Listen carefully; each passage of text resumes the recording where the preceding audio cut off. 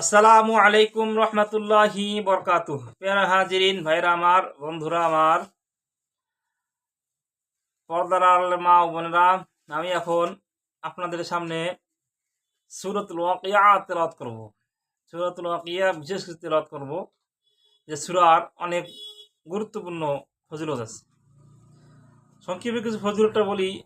আল্লাহ রাসূল সাল্লাল্লাহু আলাইহি সাল্লাম তিনি ইরশাদ করেছেন হাদিস পাকের মধ্যে, যে ব্যক্তি প্রত্যেক দিন বাদ মাগরিব সূরাতুল ওয়াকিয়া তেলাওয়াত করবে, আল্লাহ তাআলা রব্বুল আলামিন সেই ব্যক্তির যত প্রকার বালা মুসিবত বিপদ আপদ সব দূর করে দিবে, সুবহানাল্লাহ।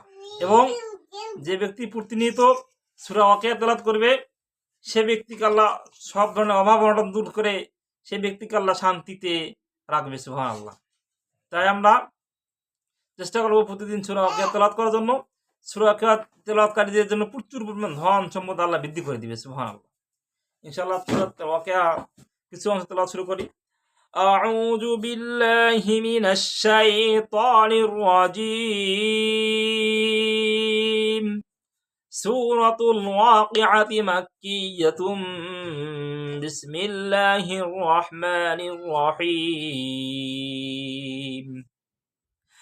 إذا وقعت الواقعة ليس لوقعتها كاذبة خافضة رافعة إذا رجت الأرض رجا وبست الجبال بسا فكانت هباء منبثا وكنتم أزواجا ثلاثة فأصحاب الميمنة ما أصحاب الميمنة وأصحاب المشأمة ما أصحاب المشأمة والسابقون السابقون أولئك المقربون في جنات النعيم ثلة من الأولين وقليل من الآخرين على سرر موضونة متكئين عليها